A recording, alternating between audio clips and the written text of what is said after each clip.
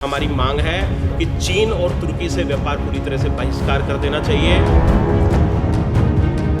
तो हम दिल्ली और देश के तमाम व्यापारियों से अनुरोध करते हैं कि तुर्की की यात्रा पूरी तरह बंद कर दीजिए। पहलगाम में हुए आतंकी हमले के बाद लोगों में जितना आक्रोश पाकिस्तान के खिलाफ है, उतना आक्रोश तुर्की के खिलाफ भी पैदा हो रहा है। और इन दिनों जो भारत में जोर शोर से ट्रेंड कर रहा है वो है #बॉयकॉट टर्की।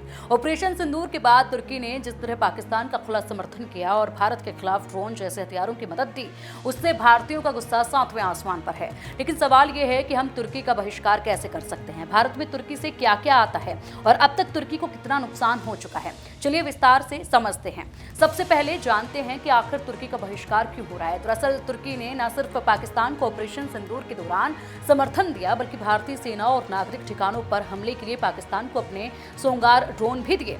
ये वही तुर्की है जिसे 2023 में भूकंप के समय भारत ने ऑपरेशन दोस्त के तहत मदद की थी। लेकिन अब तुर्की ने दोस्ती भूलकर दुश्मनी का रास्ता चुना है और यही वजह है कि भारत में #बॉयकॉट टर्की ट्रेंड कर रहा है।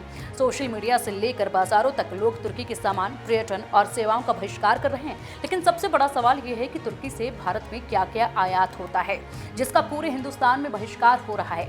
तो एक आंकड़े के अनुसार 2023 से 2024 में भारत ने तुर्की से $3.78 बिलियन यानी कि लगभग 31,000 करोड़ रुपए का सामान आयात किया। अब मन में एक सवाल उठ रहा होगा कि आखिरकार भारत तुर्की से इतना क्या कुछ खरीदता है जो $3.78 बिलियन का व्यापार होता है। तो चलिए आसान भाषा में समझाते हैं। आप और हम जिन साधनों का प्रयोग करके एक जगह से दूसरी जगह जाते हैं और उन साधनों में जो तेल का प्रयोग होता है वो मिनरल फ्यूल्स और तेल तुर्की से आते हैं। तुर्की से भारत में $1.8 बिलियन का पेट्रोलियम, क्रूड और तेल आता है और ये भारत तुर्की के बीच का सबसे बड़ा आयात है। दूसरे नंबर पर मार्बल और पत्थर। भारत का लगभग 70% आयातित मार्बल तुर्की है और जानकारी के अनुसार उदयपुर जो एशिया का सबसे बड़ा मार्बल निर्यातक है, उसने तुर्की से व्यापार बंद कर दिया है। वहीं तुर्की के सेब भारत में बड़े पैमाने पर बिकते हैं जिनका सीजनल टर्नओवर 1000 से लेकर 1200 करोड़ रुपए है।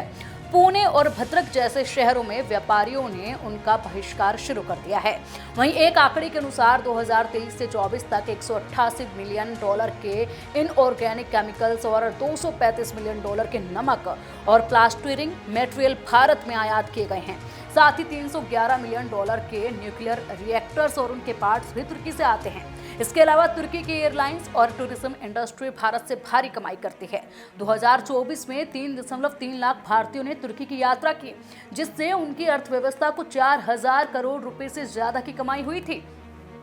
आपने ये तो जान लिया कि तुर्की से भारत में क्या क्या आयात होता है और उसके कितना फायदा जो है वो तुर्की को पहुंच रहा है। लेकिन अब सवाल ये है कि हम तुर्की का बहिष्कार करने के लिए कौन कौन से कदम उठा सकते हैं। सबसे पहले तुर्की का सामान ना खरीदें। अब इसकी पहचान कैसे करेंगे? तो अगर कोई प्रोडक्ट का बारकोड 868 या फिर 869 से शुरू होता है तो वो तुर्की का होगा, इसलिए उसे खरीदने से बचें। अगर सेब जो तुर्की का खरीदते थे उसे बहिष्कार कर हिमाचल, उत्तराखंड या ईरान के सेब चुनेंगे तो ज्यादा बेहतर होगा। तुर्की की यात्रा बुक ना करिए। स्माई ट्रिप जैसे कई कंपनियां हैं जो तुर्की के लिए बुकिंग्स बंद कर चुकी हैं। इसके बजाय भारत के खूबसूरत डेस्टिनेशंस या फिर साउथ ईस्ट एशिया, यूरोप जैसे विकल्प चुनें। तुर्की एयरलाइंस का बहिष्कार करें। इस पर कदम उठाते हुए गो होम स्टेस ने तुर्की एयरलाइंस के साथ साझेदारी खत्म कर दी है। बड़ा कदम उठाया गया है ये। आप भी इनके टिकट्स बुक करने से बचें। ये सब करते हुए सोशल मीडिया पर जागरूकता फैलाएं और #बॉयकॉट टर्की हैशटैग का इस्तेमाल करें। साथ ही लोगों को इस मुहिम से ज्यादा जोड़ने का भी काम करें। हालांकि #बॉयकॉट टर्की की जब से शुरुआत हुई है, इसने तुर्की की अर्थव्यवस्था को तगड़ा झटका दिया है। अगर कुछ आंकड़ों से समझे तो तुर्की को पर्यटन में सबसे ज्यादा नुकसान हुआ है। तुर्की में भारतीय पर्यटकों की बुकिंग में 80% की कमी आई है। 50% भारतीय पर्यटक अब तुर्की और अजरबैजान नहीं जा रहे हैं।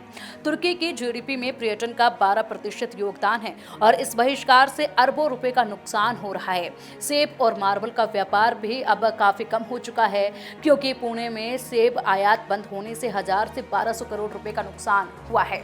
साथ ही उदयपुर में मार्बल व्यापार बंद होने से तुर्की को भारी नुकसान पहुंचा। अगर इन आंकड़ों का आकलन किया जाए तो कुछ एक्सपोस्ट के मुताबिक तुर्की को अब तक 32,000 करोड़ रुपए से ज्यादा का नुकसान हो चुका है। हालांकि इस आंकड़े की पुष्टि अभी हम नहीं करते हैं। ये वक्त है एकजुट होने का। तुर्की ने हमारी दोस्ती का गलत फायदा उठाया है। अब हमें जवाब देना है। तुर्की के सामान, पर्यटन और सेवाओं का बहिष्कार बहिष्कार करके। अपने दोस्तों और परिवार को इस मुहिम से जोड़ें। कमेंट में बताएं कि आप #बॉयकॉट टर्की को कैसे सपोर्ट करते हैं। वीडियो को लाइक करें, शेयर करें और चैनल को सब्सक्राइब जरूर करें।